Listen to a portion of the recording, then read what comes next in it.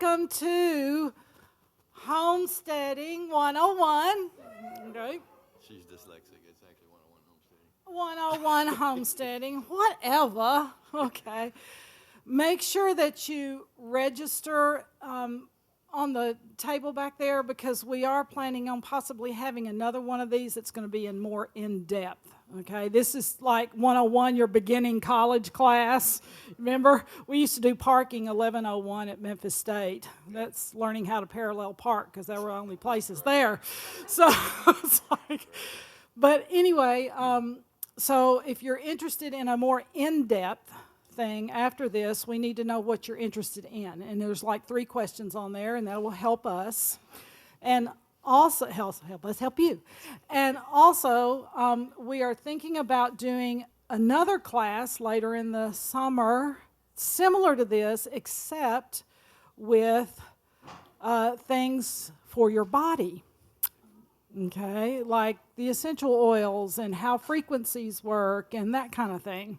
Because we have some people in our body that are very skilled at that as well. So I'm thinking, wow, that'd be really interesting. So we're looking at that as well for a future class. We're waiting for a couple of people to get back on their honeymoon and that kind of stuff, or we dialogue with them. But anyway, so just putting that bee in your bonnet for future. Bee in your bonnet, yeah. Uh-huh. Yeah, bells, bees, and chicken-o-rama, yeah. Okay. But anyway, little house, what? I've just had just the one thing this morning. I'm just excited. I am. I'm like, yes, this is happening. And y'all are like an awesome crew because I know y'all like to have fun. So, yeah. Housekeeping. Bathrooms are over here if you're new to the church. You can feel free to get up anytime to go use the bathroom or get a cup of coffee or whatever. I know Dawn has some things back there for us to sample and possibly purchase from her. So, and also we have to pay for our use of the building today. So sometime in the middle, we're probably going to take a small love offering. If you can help us with that, that would be great. Okay, any other questions before Ken steps in here? I really don't have that much. I just wanted to say thank y'all for coming. Actually, this is probably more for me than it might be for you. I was just curious how you homestead, and this is kind of a modern day approach. There's really some cool ideas where you can actually go to salvage stores. If you don't have a garden, just go to salvage stores or a store that has some good produce on sale and take it home. Obviously, you can't wait 2 or 3 weeks because it's on the edge of being bad, but guess what? You can can that stuff, and you got it at a great deal. So there's just little tips along the way, and we are going to try to do a little container garden this year, so that'll be fun for us. So, but we've got 3 wonderful speakers here today, and as a bonus, we've got 4 cows in the back, and everybody's going to milk.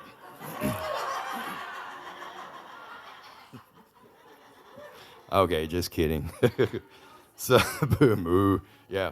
So there probably won't be a break. We're just going to go boom, boom, boom. Every speaker will speak about 45 to 50 minutes. At the end of that, we're going to give them about 10 minutes for question and answer. So you can ask your questions right after the speaker finishes. And then I haven't talked to Karina, but are we still possibly doing that extra little trip? Yeah. Maybe? We have like more snacks and stuff at our house. Okay. Okay. Have a little bit of bread. Yeah. Exactly.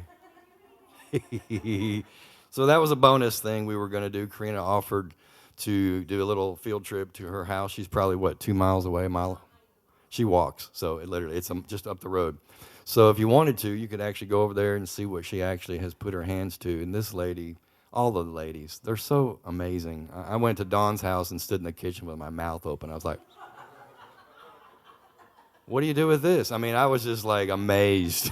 So anyway, I think that's all I want. I want to get the girls in here and start doing it. So Teresa, who actually signed up? I know you said some people were interested, but who actually said they were coming?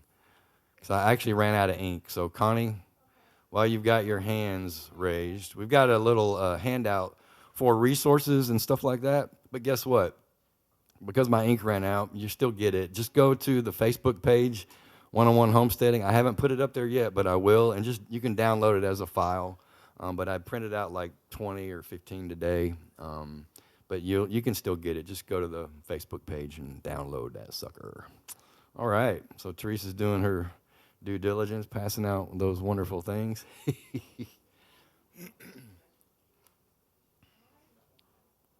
And if we have any left over, we'll just pass them out. But I didn't print a whole bunch. I apologize. All right, Teresa, come on up, girl. Let's give Teresa Bell a big hand. Thank you, girl. Woo, woo. Bless you, bless you. Hey, everybody. So, it is really hard to contain this topic. So this is like the 50,000 foot view, all right? So we're going to just start with some beginning thoughts. And I thought you ought to know, I don't know how much you guys were taught. I was in my public school system since that was back in the 60s and, the 60s. We had great textbooks, like we had history. So we learned stuff.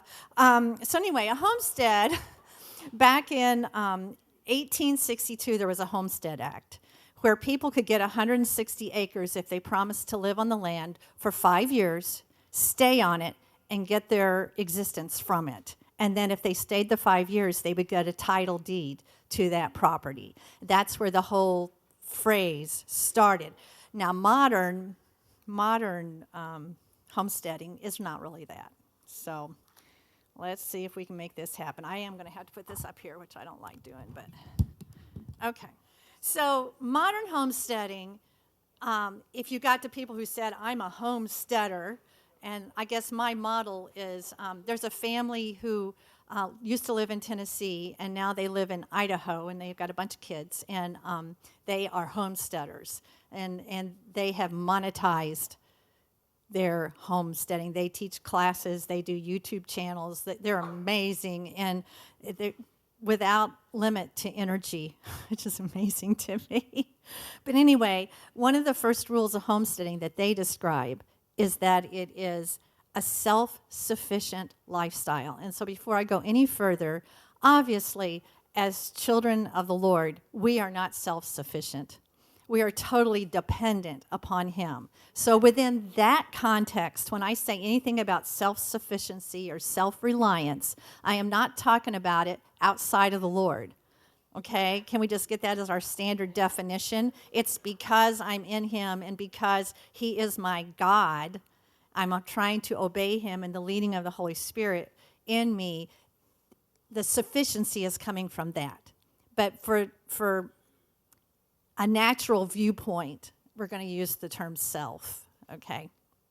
So it means to live autonomously with a minimum of help from others. And that's the thing that I see as the biggest, that's what homesteading is. It's learning to live without dependence on others. And when we think about how we live in our abundant society, we are very dependent upon sources for everything that we do, for the most part.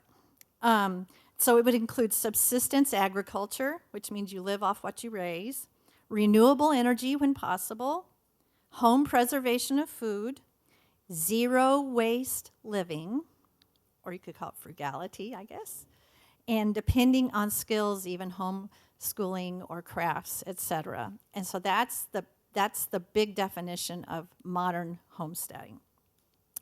Now, for Mike and me, that's pretty much our goal, is to become completely non-dependent upon any other system except what God helps us to establish. And that, I'm not saying that's what anybody else in this room needs to do. So please understand that. As wonderful Justin Paul Abraham says, you are powerful to not agree, okay? You are powerful to do whatever, because you know what? We are all each responsible for what we choose to do, right? So I'm just giving you our perspective from where we come from. And it's not the same perspective. For instance, I know that Don's motivation, I'm speaking for you, so this is general, but her motivation is very much about healthy eating, healthy living, healthy lifestyle, what we're putting in our bodies. And that's not my motivation. That's kind of a side benefit for me, but my motivation, I'll get into in a little bit. Okay, so there could be what I feel of these things: self-reliance, self-sufficiency, sustainable living, traditional skills. I feel like that is really what we're about here. We're talking about traditional skills that have pretty much been lost in our culture. And thank God there's people that have always been doing it. Karina grew up, I guess, and has always done these things. And so it's part of her lifestyle. But for a lot of us, that's been lost to a certain degree. And so to me, this is about regaining traditional skills that enable us to not be dependent on other systems. All right, so two things going on at once here. Okay, so I'm going to brief history. So in 1929 was the beginning of the Great Depression, and it was a horrific time. It caught people by surprise. They weren't prepared. There were soup lines. There were people desperate for food. My mom told me my grandpa was a subsistence farmer, which meant they lived way out in the country, and he sold his cream and milk in the little town for a few pennies, and they lived off pork and chicken and whatever he hunted and fished, and their vegetables. And that's all they lived on. My mom never tasted beef till she was out of the house, out of the home. And so she didn't know that they were poor because everybody in their community lived the way they did. It was kind of like Little House on the Prairie. Everybody, except for the people in the town, it was just, everybody was pretty much the same. So she didn't realize that people were struggling, in other locations because they lived off what they had. It just wasn't much. So that was 29 to 44. And then, of course, World War II kind of brought us out of the Depression and got the industrial thing going on. And of course, the economy went up. So what happened with that, though, was people had, been doing what they could to raise their own food. Well, here comes the war effort and thousands and thousands and thousands and thousands and thousands of men going off to war. And so guess where the commercial farmers' food needed to go? To the war effort. So the government said, please, grow your own food. Grow your own food, have chickens, so you have your eggs. If you can have a cow, great. So people in town and people in the country were doing that. They were doing their gardening, and there was all kinds of guides that the government gave about what your victory garden should look like. And then there, as you can see on this poster over here, it was like, don't just grow it, can it, because you're going to need it in the winter. So there was an eye of preparation. There was an understanding that right now is not what you need to be thinking of all the time, but you need to be thinking ahead to what is going to be needed in the future and prepare for it. Okay. So, I love these posters. These posters are some things from World War II. Use it up, wear it out, make it do. And that's really the way it was. I mean, how many had parents who saved every little plastic container that they bought stuff from the store, and they saved all the little plastic containers, and they straightened out their aluminum foil so they could use it more than once? Well, that's because they had to during the war. They had to because things were scarce. Many, many, many, many, many items were scarce, and some were rationed. And the reason they had rationing was because they wanted to make sure that somebody with a lot of money didn't get all the stuff that was available and leave people without money, because of price hikes, let them where they couldn't get anything. So they started this rationing. You got coupons, and you could get this much per week or per month. And when you got that ration, that was all you got till the next dole of stuff came out. So they tried to do that to kind of help everybody. So obviously, if you were growing your own, as far as vegetables were concerned, you were good. Now, sugar, coffee, hosiery. I remember the women had rations about their nylon hose because they needed the nylon for parachutes, right? So, what's it got to do with us now? We don't have rationing. Well, I can remember when I was a little kid when we blockaded Cuba because of the Cuban Missile Crisis. We had their harbors blockaded, and guess what we couldn't get in our stores? Sugar. And I can remember going in as a little girl with my mom, and you only could get a little tiny bit of sugar because there wasn't any available. So it does happen. So what's the closest thing to that for me was going into the grocery store in 2000, was it end of 2019, beginning 2020, and I went shopping, and I looked to the meat department at Walmart, and there was no meat. It was gone. And it gave me a really funny feeling in the pit of my stomach. Now, I had a freezer, and I had, always bought extra, so I had meat in my freezer, and I had food. So it wasn't that I was going, oh no, I can't feed us. It was just a funny feeling not to know that it wasn't there. It had always been there. It had always been there. It wasn't there. What do you do? So that kind of spurred me towards the whole homesteading thing. Okay, so this is something that Christopher Carter said to me. He said, at the least, don't contribute to the chaos. That's, so if horrible things were to happen, and I know we don't like to think about that, and that's not positive thinking, but let's just get into a natural world that we live in, and consequences and ramifications. If the chaos hits, am I going to be contributing to it because I don't know what to do? Because I don't have any resources lined up? Because I've been totally dependent on the big trucks bringing stuff into a grocery store for me, And this is not to scare you. It's just a reality. And I'm just going to say, when you're prepared, you're not scared, okay? When you're prepared, you're not scared. And that's not separate from the Lord. I believe he leads us in preparation, if you remember Joseph. So Mike's and my view of homesteading, our motivation is preparation. And we just feel that's what God has led us to do. He prepared us when we lived up in Canada. It was off the grid. We learned all kinds of skills, and we believed it was for a purpose. And we believe that part of that is this now. So our goal is to have our own systems, to not be dependent on any other system. So we want to have our own system of food, and our own system of having water, and our own system of fuel and heat and light and communication, and have all that in place so that if anything happens, and praise God if it doesn't, but if anything happens, we are not panicked. That's our goal. All right, so I'm going to give you a mini tour of Bell's Peace. This is our property, Bell's Peace. As you can see, it's mostly trees. And these ones that don't have leaves, those are my granddaddy oak trees. And when you go out, they're like 150 feet tall and this big around.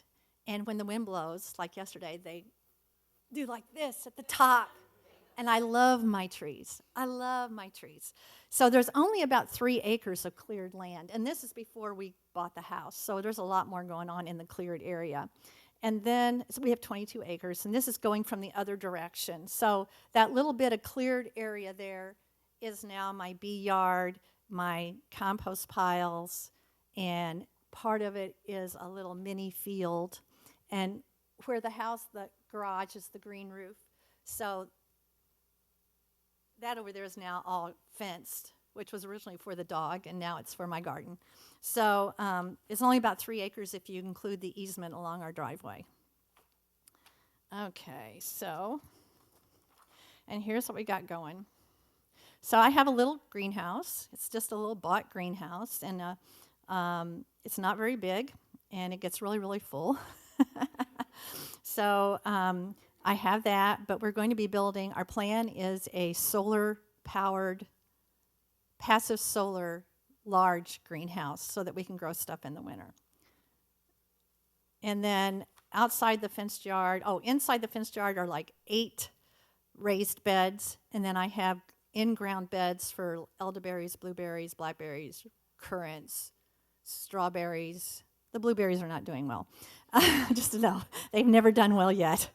I'll get to why on that in a minute. And then outside that, I have these fire rings that I tried, and I'll also talk about this in a minute. I did an experiment about a way to grow potatoes that failed. This year it's peas. And then next to that is a little tiny bed that I did melons in last year, and I'll be doing squash in this year. Here's another look at the raised beds. Those little white things are milk jugs. So what you can do with cold, what we call cold crops, crops that don't like the heat, and so you have to grow them early in the year, you can plant them out and cover them with a little cloche of a plastic jug, and it becomes it becomes a greenhouse. And so all the moisture will go up and hit the top of that. The warmth will cause it to condense, and it comes back down, and it waters the seeds. So yesterday, all those blew off. So right before dark, I was out, and it dried out all the ground that my little 1-inch cabbages were in, and so I had to water everything and chase down my little plastic jugs and put them back around them and do it again. So right now I have cabbage, broccoli, cauliflower, carrots, beets are in there, and then I have onions in the greenhouse that I'll be setting out, and some more carrots I'll be doing. So that's kind of where I'm at on my that. This is gold right here.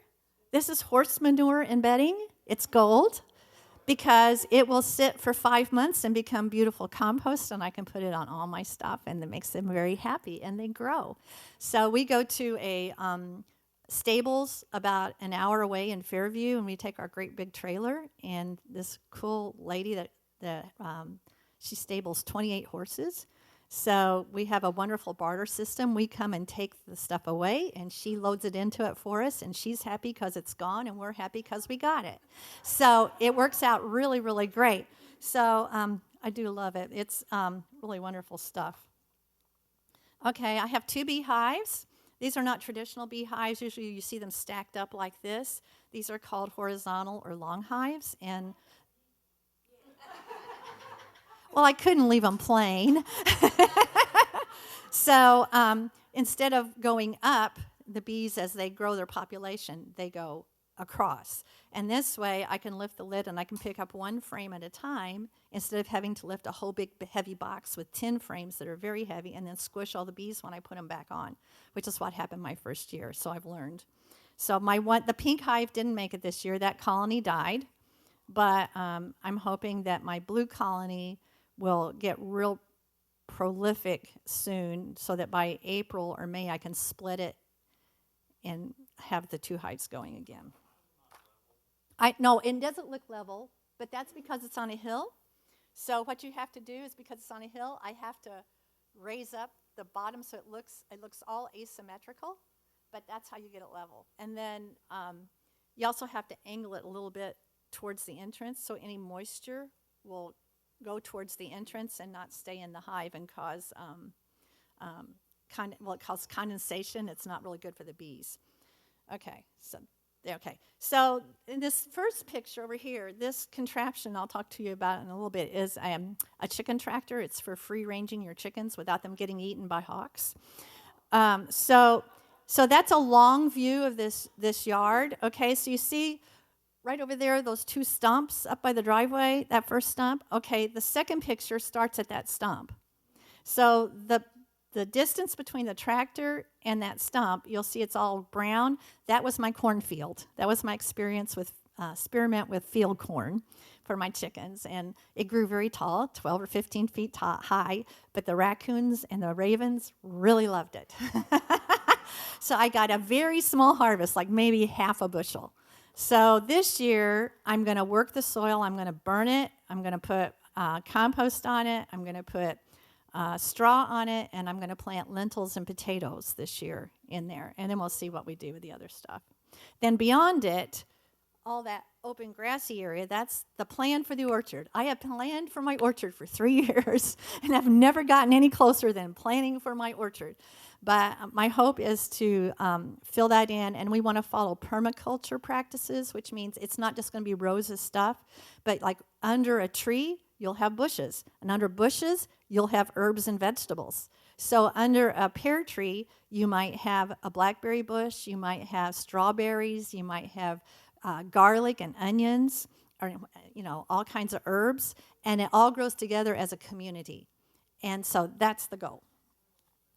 So Now that you're a little bit familiar with us and what we're doing, I'm just going to go back for a little bit more to preparedness.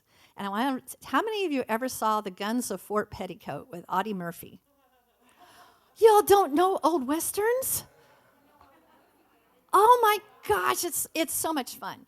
So Audie Murphy gets assigned to, well, I guess it's a long story. So I mean, what it boils down to is there's going to be some attacks. And so he's trying to rally the people into the mission. And all the men are out to war, and it's all women. And they're all very independent women, and they don't feel like they need to go anywhere. So finally, after somebody gets hurt or killed or something, he finally convinces them that they have to all come into the mission. And then he realizes that support troops are not going to come from the cavalry. And so he is stuck at this mission with all these women with an attack coming. So he found this one lady, and she was just, you know the housekeeper on White Christmas, whoever that lady is? Okay, it was her. So, so he made her the sergeant. He called her sergeant, and when he addressed the women, he'd say, men, come to attention, So he trained them, he drilled them, and he taught them how to shoot. And they all had to take practice, shooting their rifles and all this kind of stuff. And so when the attack came, they defeated the attack and won. And then, of course, he got tried for something or other, and so all the women came in and said, no, and he goes, well, that's okay, Sergeant. But anyway, my point is they were prepared.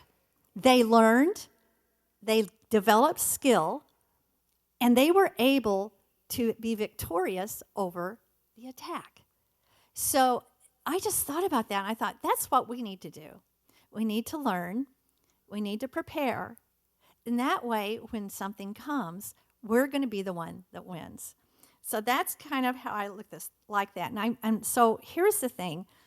Even the government says that you ought to have a 3-day supply of food, water, heat, warmth, clothes, whatever. You should have it ready in case of an emergency.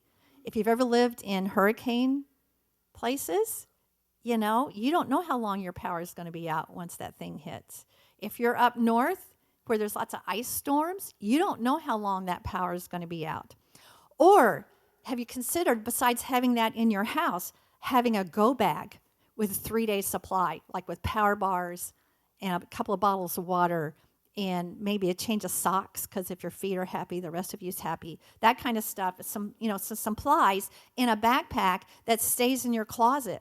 Because what if a train derails in your neighborhood and somebody comes knocking at your door and says, you have to leave now? What do? That happened to Ohio. It happened to us in Tulsa. We were in a floodplain, and the Arkansas River flooded, and late at night, we had a policeman pounding on our door saying, you have to get out now. And so we had to grab our kids. That was about all we did. And went to City Hall and lived off Red Cross sandwiches for a couple of days. So if we had had our go bag, we could have had a little bit more source from which to draw from what we needed to do. So I am just asking you to consider that the times that we are in are not like the good old 1950s and 60s. And we have infrastructure that's declining, deteriorating, and we have banking systems that are very fragile and all kinds of stuff. And once again, that's not for fear, because if you're prepared, you're not scared, okay? So it's just to consider the times. We need to consider the times and be ready. And once again, it's what does the Father tell us? What does Holy Spirit tell us to do? And all you have to do is be obedient, and you're good. So, I'm going to stop on that point now, except for this quote. This is from Smith Wigglesworth, talking about being able to pray for somebody when they're sick. He said, living ready is better than getting ready. That is a really good word. I'm really liking that. So anyway, there's that. So now I'm going to go on to seeds. Seeds. I have no idea what you know and what you don't know. And this is a very elementary view. But I just want it so that you have an idea, if you don't have an idea, that you'll have an idea of how this all works. So when we talk about seeds, I would always go to Lowe's or Home Depot or Walmart or the grocery store and pick up seed packets. That's all I knew. There were seeds in the packets. I do know that seeds have one thing inside of them, and that is to grow. Seeds want to grow. That's good. But there's different kinds of seeds now, and you need to know the difference. Okay, so these are the good seeds. These are the good guys right here. Heirloom seeds. They are seeds that have come from plants that farmers have raised for a long time. They've never been crossbred, cross-pollinated with other plants that they know on purpose. Let me put it on that way. They've not been cross-pollinated on purpose. They have to be at least 50 years old. I got some flour last year from a mill that was from wheat, turkey red wheat, that was from an 1852 strain from some guy named Campbell, and it had stayed true all along. And it's wonderful, and it has a lot of advantages health-wise. But anyway, my point is that it wasn't engineered in any way. It wasn't like, here's this plant and here's this plant, let's try to pollinate them and get a better plant. It's just a pure strain. And so how do you get the next seeds? You find the best plants, and you don't take that fruit. And the best plants you save for your seeds for the next year. That's easy. Okay, the next kind is organic. And if you're a true organic person, please give me some space and some grace because it's not my forte. But anyway, basically an organic seed comes from plants that were managed in an organic farm management system, which basically, this is going to be real basic, means it came from an organic plant in the first place, and that there were never herbicides or pesticides applied to it, any kind of chemicals, that kind of thing. Although they use chemicals and can still be organic. I don't know what they are, but the point is you're supposed to stay away from all that. So it excludes synthetic pesticides. It excludes this thing called GMO, which we're going to talk about in just a second. And it's never exposed to those prohibited chemicals at any time from planting through harvest. Those are organic. Hybrids. Hybrids are, that's when you on purpose breed stuff together, okay? It was planned. It's good. You get better yield. Sometimes they're bred to resist disease or drought. They a lot of times grow faster. And sometimes they'll even breed them so that they handle shipping better. So they don't get bruised or whatever when they ship because of how they've done this. But they're usually more expensive, and they're usually less nutritious, less tasty. And the bad thing is that if you do plant seeds from those plants, typically it won't give you the same plant with the characteristics that it came from. Okay? And some don't even have seeds. Some of the fruit don't even have seeds in them. That's just weird, isn't it? Like, that's just not how God made stuff. So, you have to decide what you want to do. Then there's the GMO, genetically modified organisms. I did not know this when I read it, and it kind of did something to me. So I'm just going to read this to you. Wrong page. Oops, got to turn. Okay. GMO. Okay. An organism to which biotechnology has been applied. This creates combinations of plant, animal, bacteria, and virus genes that do not occur in nature or through traditional crossbreeding methods. It doesn't sound good. It gets better. Most packaged and processed foods contain ingredients from corn, soy, canola, and sugar beet. That's most of your packaged foods. Anything in boxes and cans on the shelf usually have corn, soy, canola, and sugar beet in them. And the vast majority of those crops grown in North America are genetically modified. Now, here's the really fun part.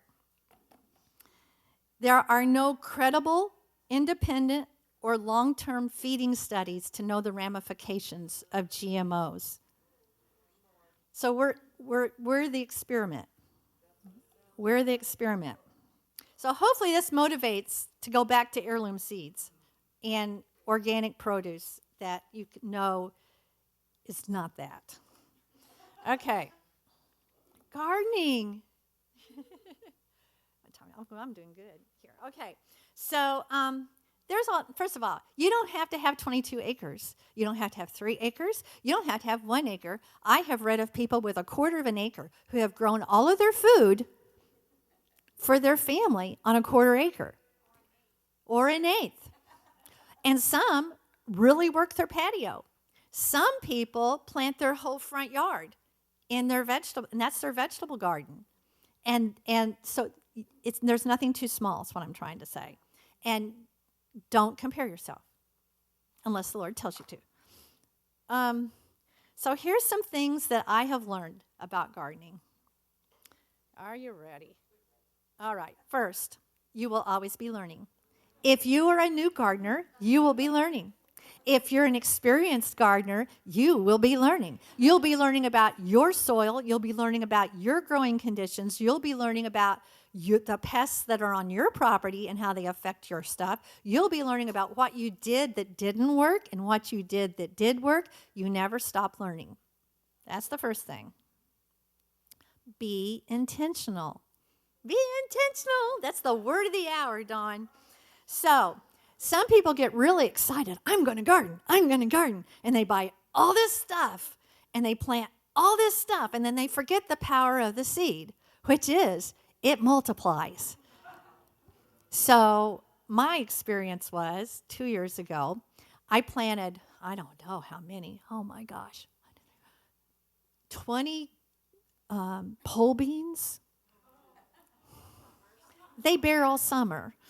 So I ended up canning something like 70 quarts of green beans 2 years ago.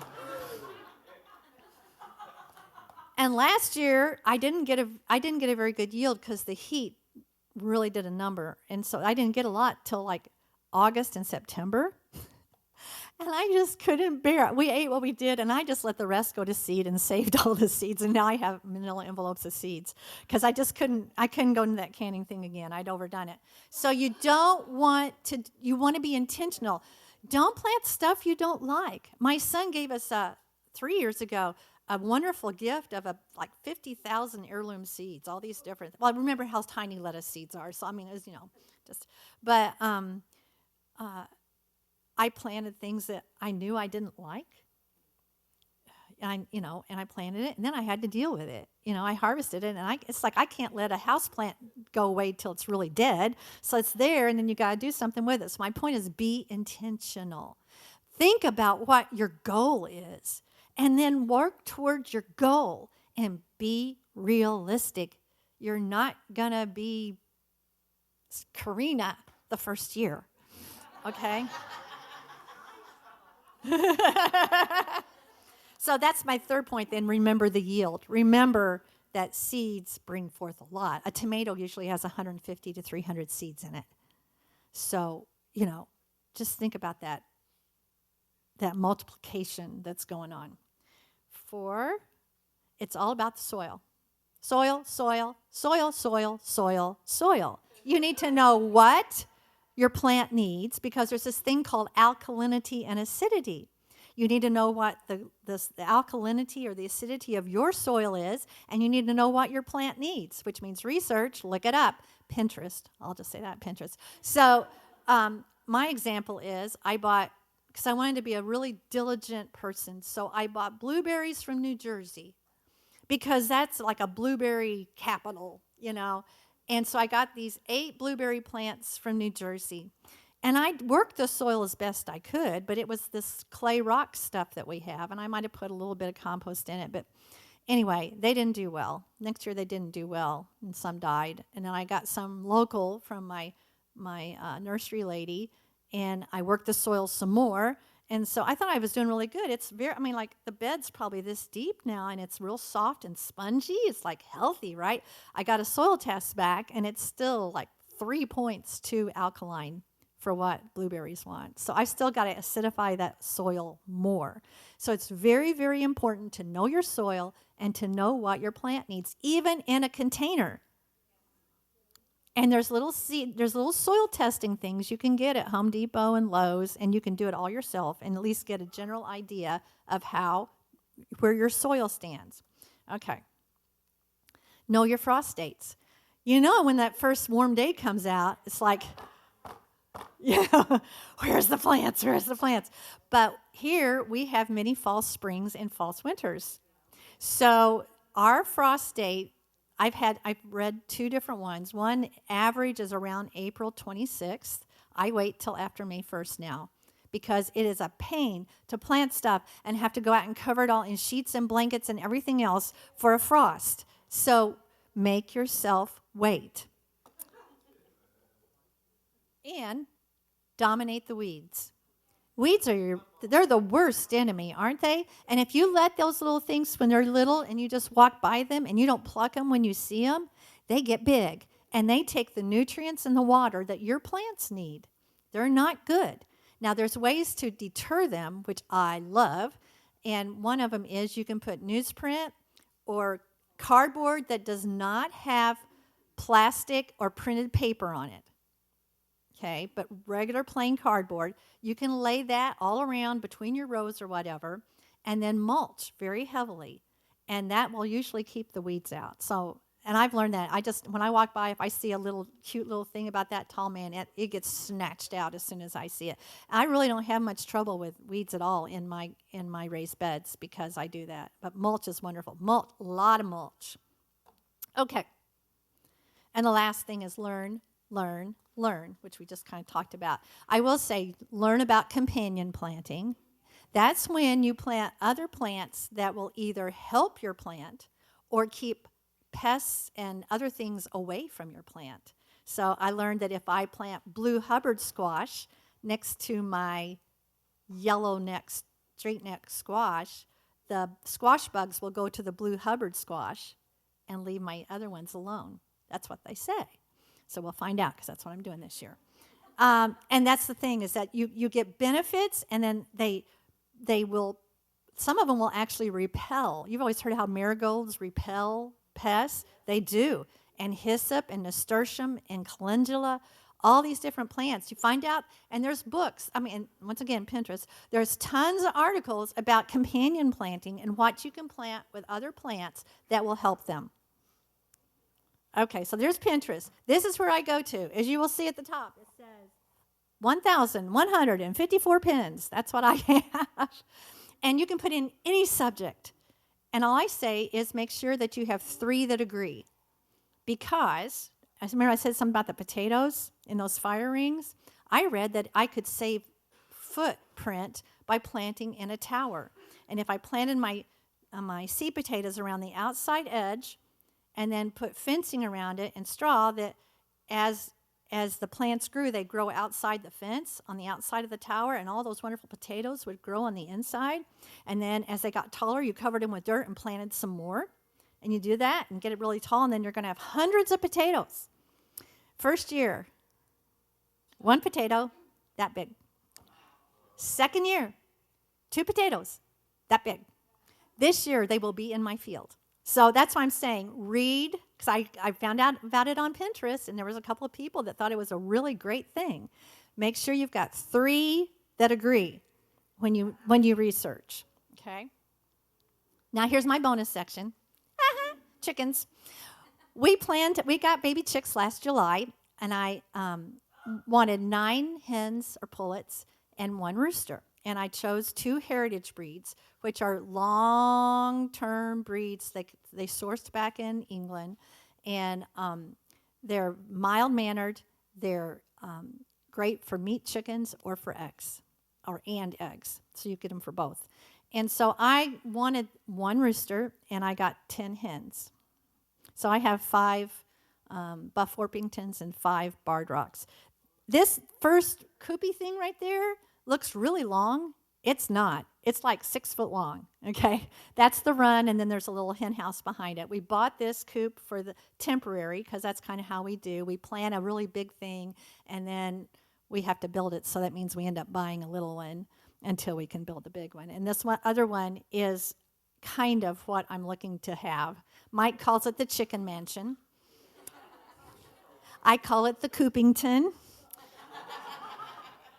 And that tractor that I talked about that was in the field, that's what this is. It's basically a rolling coop with nesting boxes in it, and it's on wheels.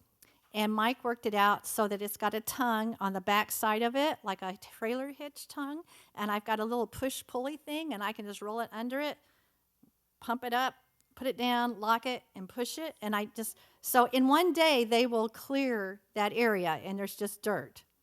So I just move it one length to new grass.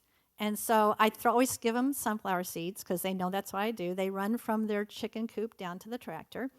And they stay there for most of the day, and they get their sunflower seeds. But then, and a lot of times I give them sprouts. And then they will dig and scratch and dig and scratch and poop and dig and scratch and poop and dig and scratch and poop. So what happens is they get free range. They get all the nutrients from the dirt, and they get bugs. And by the way, when you see vegetarian-fed chicken eggs, chickens are not vegetarians, okay? They like bugs and worms. So they get to eat all the stuff and get the dirt for the grit and all that, and then they leave their poop, and then that area is fertilized. And then you move it on. And there have been people that have taken like a bunch of chickens in their tractors, and they will refurbish an entire pasture that was doing really badly. After a summer of doing that, it will be lush because of that. It's a cool thing. So the only thing I have to say about chickens, livestock is work. They are dependent upon you like a pet is dependent upon you. And that means morning, for me, collecting eggs, morning, mid-morning, mid-afternoon, take them back to their coop in the middle of the afternoon, feed them in the evening, and make sure that they all went in at night. You know, if I take a vacation, I have to hire somebody to come and watch them. So if you are not deciding and being intentional that you are going to care for livestock, don't get livestock. Partner with a farmer who has the livestock and barter or pay and do it that way. Does that make sense? All right. Last slide. So one of the first rules of homesteading is to be responsible for your own. Just be responsible for your own.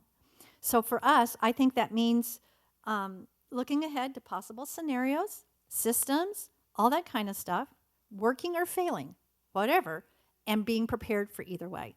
So start where you are. If that means 3 containers on your doorstep, okay, use what you have and do what you can. All right, questions? Yeah. Yeah, the question is, does everything have to start in the greenhouse? And the answer is no. So you can direct sow things in the winter with the little greenhousey things over them, the little jugs, and they do not have to start in the greenhouse. So, yep. Okay, so I didn't talk about my storeroom. We freeze dry and can and freeze. So, I'm sorry. The question was what do you do with your canned goods? Like, how do you process them first in, first out? How do you make sure that stuff's not sticking in the back and just going bad? So how do you rotate? So for the freeze-dried, that's not a problem. I just put stuff in, and I have a Excel spreadsheet for my freeze-dried stuff. And I just have a tub, and it'll have a number, and the first number is the year, and then the second number is the number tub that I filled. And so when I freeze-dry stuff, I just put them in that, and then I don't intend to ever touch that. Particularly, that is for when I'm 95 to 100 years old and don't want to work out in the yard anymore, that I'll have food. So freeze-dried stuff lasts 25 years. So that's that. For the canned goods, I don't have that much. So for me right now, it's mostly just mental. I just look on the jar and make sure it's the oldest date. But I do kind of stack my boxes of jars according to months and year. And I just always want to go to the oldest. Nancy wanted to know, what if you go to a website for heirloom seeds and they don't have what you're wanting, that there's varieties you're looking for that they don't have. I can't remember how many I put on there, but there's quite a few heirloom seed sources, and if you look through them, you'd have to kind of search a little bit and find them. So, yeah. Okay, so the question is, if you buy heirloom vegetables, can you use the seeds or save the seeds to plant again? My understanding would be yes, you can. And once again, if you go to Pinterest, there's all kinds of articles on seed saving. So like I know with tomatoes, you've got to kind of let them sit in water to get all the gel around them off, and then you have to dry them out and all that kind of stuff. But there's definite procedures for seed saving. Lots of information. Yeah, the question is, what do you do with deer? That is the age-old question in all parts of the country. For me, you just have to put up with me. This is me. I start declaring over my land way before I plant that there'll be no predators and there'll be no pests, and Malachi 3:11, that nothing is going to devour my plants. And then I do natural things too. There are deer, what do you call it? Repellents that you can get. That's like on a stick, and it has the repellent inside this little, container, and you put it around the area, and the deer will smell it. You just have to keep putting it higher because as the animals get taller and they grow, it's got to be at nose level.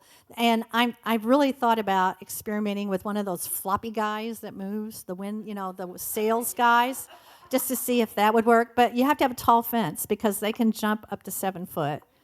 So, yeah, human hair. That didn't work. I was just going to say that. The human scent, and sometimes the scent of a dog will help. I've heard that, but I don't know that it does. What didn't work?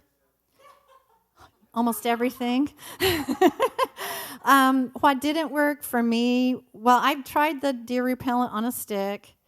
I did put fencing up around my potato towers last year in just a panel. I didn't even totally surround it, and it was only this high, and I never had deer come in it. So I think it has to work with the deer you're working with. That's excellent. So what she said was, even if you put a fence up, you can put some things inside the fence, right? Like stakes they could get hurt, and they know that, so they won't jump. As I say, just as a point of information, our neighbor's cat thinks that my raised beds is her personal litter box. So what I did read is that you can put plastic forks upside down in the area, and the first time they go to sit and do their thing, they decide not to anymore. So, yeah. So what John said was that he's used a 6-foot fence, and it has worked where he's at. I did an amended version, if that's okay. Nashville Library has a seed exchange. It's a cool thing. There's a Facebook group called Middle Tennessee Plant Swap, and they have a swap meet twice a year, and you can bring plants and take home plants. So you could grow a packet of seeds, and you don't need but one of the pots that you grew. Take the rest to the plant exchange, and then get a bunch of plants. April, I think. Yeah.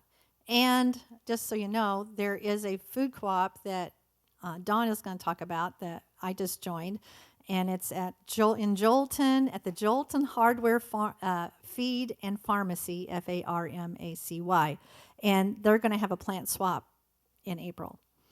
I'm sorry, a seed swap in April. So, one more. Oh, Buff Orpington. I love them. They are the best. They're quiet, they're sweet, they're gentle. And Barred Rock, they talk a lot.